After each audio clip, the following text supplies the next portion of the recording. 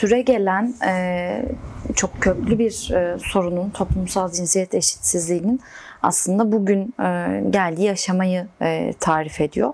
Ve yani güncel olarak bu sorunun, yani bu tablonun asıl sorumlusu kim diye baktığımızda aslında iktidarın politikaları buraya getiriyor maalesef. Hem var olan kanunların uygulanmaması, 6284 sayılı kanunun uygulanmaması, İstanbul Sözleşmesi'nden imzanın çekilmesi, süren ve arttırılan aslında cezasızlık politikaları, bunların her biri potansiyel faillere maalesef cesaret veriyor. Hatta geldiğimiz aşamada aslında bir tür niteliğin de değiştiğini görmek gerekir. Şu an örneğin 2024 yılının 25 Kasım'dan, yani tam bir yıl önceye gittiğimizde bugüne kadar 283 kadın cinayeti işlenmiş, 288 de şüpheli kadın ölümü var. Yani bir yıllık bir periyotta aslında şüpheli kadın ölümlerinin kadın cinayetlerinin geçtiğini görüyoruz. Her ne kadar çok az bir fark olsa da arada. Bu şu demek aslında, yani erkekler artık kendisinde bütün gerçekliği karanlıkta bırakabilecek bir cüret görüyor.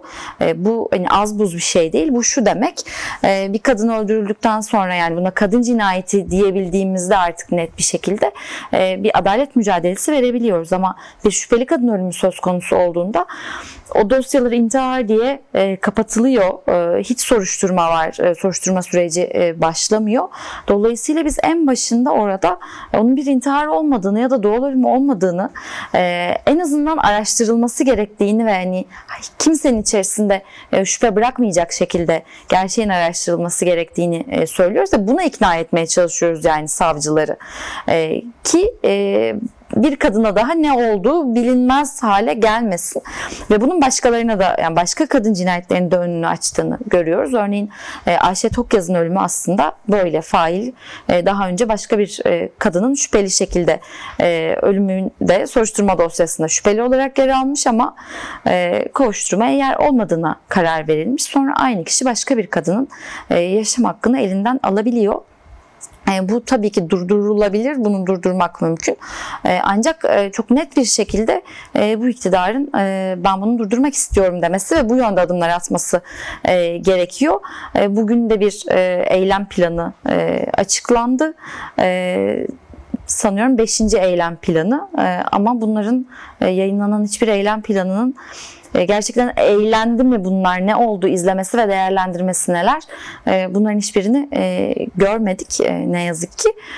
Bunların devamıyla, yani bunlar olduğu takdirde o zaman gerçekten hani 1-25 Kasım'da şiddetin olmadığı ama daha iyi geleceği, eşitliği konuşacağımız günleri böyle yaratabileceğiz diye düşünüyorum.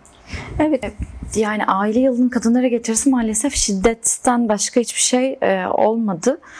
Bu aslında yani bir önceki 2025'te ilan edildi aile yılı, ama yani 2024'te de aslında buna ilişkin çeşitli adımlar attılar. Bunun söylemlerini geliştirdiler. Ve burada temel argümanı iktidarın, evet ben şiddetin var olduğunu biliyorum.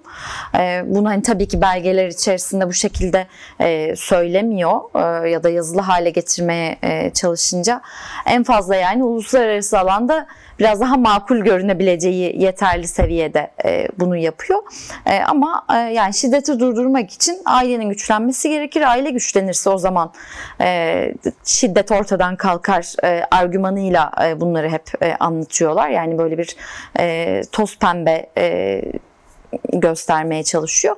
Ama gerçek o değil. Yani maalesef siz sürekli aileyi güzellerseniz, bunu anlatırsanız, ayrıca bir yani iktidarın ailesi de tek tip bir aile. Bir kadın, erkek ve mümkün olduğunca çok çocuktan oluşan bir aile.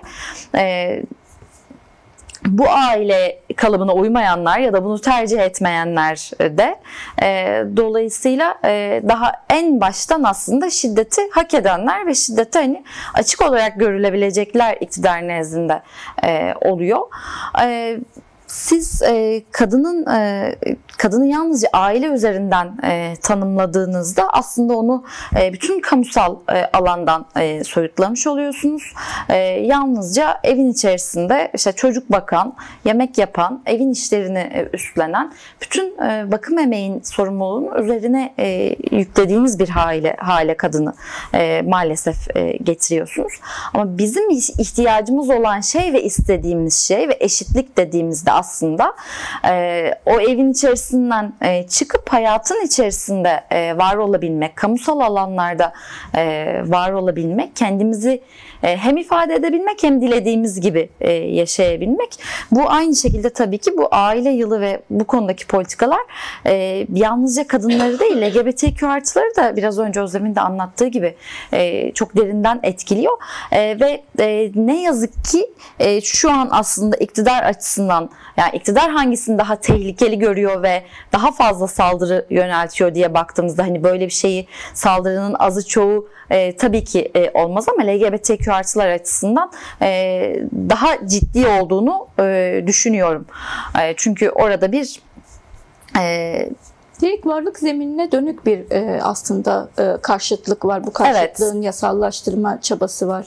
Evet, yani o zaten yıllar önce işte lezbiyen mezbiyen öyle bir şey yok ki diyerek başlamıştı. Doğrudan varoluşuna yönelik bir saldırı. Ve bir kadın cinayeti verilerinde de konuşmuşken burada aslında kadınların en çok hem evlerin içerisinde öldürüldüğünü görüyoruz. Örneğin Ekim ayında kadınların %42'si evlerin içerisinde öldürülmüşler ve neredeyse tamamı da kadınların bir aile ilişkisi olan erkekler tarafından öldürülüyorlar. Yani çok büyük oranda burada da evli oldukları erkekler ve onu takip ederek işte boşandığı erkek, babası, oğlu, erkek kardeş tarafından kadınlar öldürülüyor. Zaten aslında bu iki veri, yani hem fail açısından hem de mekan açısından sonuca baktığımızda doğrudan aileyi işaret ediyor. Hep kadınların aslında yalnızca kadınlarla değil, yani bir insanın en güveneceği kimlerdir? Ailesidir, en yakınlarıdır, en güvende olduğu yer neresidir? Evidir. Başına bir şey gelecekse sokakta ve tanımadığı insanlardan bu gelir. Böyle hani hep söylenir ama maalesef kadınlar açısından durum böyle değil. Yani en yakınlarımızdaki erkekler tarafından ve evlerin içerisinde öldürülüyoruz ya da şiddete uğruyoruz. Yani bu yaşam hakkının elimizden alınmasıyla son bulmasa bile. Bir de çok kısa değinmek isterim. Yani niye bu kadar peki aile konusu öne çıkarılıyor? Bu aslında iktidarın kendi varlığını da devam ettirebilmesi açısından gerekli olan bir şey. Burada yani kendi istediği gibi bu toplumun dizayn edebilmesi için o evlerin, ailelerin iktidarın bakış açısına göre hüküm sürmesi gerekiyor. O şekilde varlığını sürdürmesi gerekiyor. Ve nasıl ki ülkede bir tek adam rejimi varsa, yalnızca Cumhurbaşkanı'nın söylediği gibi her şey olması gerekiyorsa, o evin içerisinde erkeklere bunu vaat ediyor. Yani buranın da reisi sensin ve sen ne dersen o olur. Kadın aksini tercih ettiğinde, buna cesaret ettiğinde yaşam hakkını dahi elinden alabilirsin. Maalesef bunun cesaretini veriyor. Yani maalesef tabii, yani hem kadınların gündemi hem ülkenin gündemi bitmiyor ve aynı anda birçok sorunla baş etmeye çalışıyoruz. Bunların hepsi ya birbirinden bir yönüyle zor konular. Hemen böyle söylediğimiz, ifade ettiğimiz kadar bir çırpıda ağzımızdan çıktığı kadar kolay olmuyor bunları değiştirmeye çalışmak. Ama bir değişim olduğunu da görmek gerekir. Yani kadın mücadelesinin de çok önemli kazanımları var. Toplumda değişimi ve dönüşümü sağlayabildiği noktalar var. Bunların başka alanlarda da bizi beslemesi, önümüzü açması bence önemli. Yani farklı mücadele deneyimlerinden beslenebilmek, ilham olabilmek önemli diye düşünüyorum. Bunları hani sistematik bir şekilde önümüze hedeflerimizi koyarak ve örgütlenerek sürdürebildiğimizde o zaman sonuca ulaşacağız. ne kadar sürer tam olarak istediğimiz sonuca ulaşmak bilememekle birlikte biraz da böyle bir yol bu aslında. Bitmeyecek ve her zaman daha ilerisini hedefleyeceğimiz bir yol.